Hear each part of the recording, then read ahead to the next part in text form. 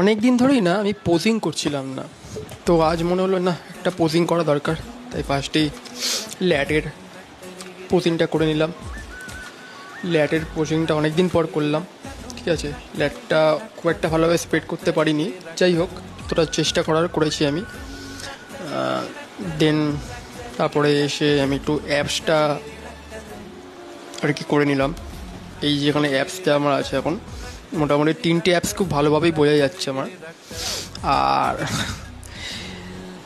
কি বলবো, আমি আমার টার্গেট মোটামুটি আমার মানে যেটা আমি চেয়েছিলাম সেটা আমি অ্যাচিভ করতে পেরেছি আশা করি। আমি দেখতে চেয়েছিলাম অ্যাটলিস্ট 2 থেকে 3টে অ্যাপস যাতে আমার ভিজিবল হয়, বোঝা যায় অ্যাটলিস্ট, সেটাই হয়েছে আপাতত।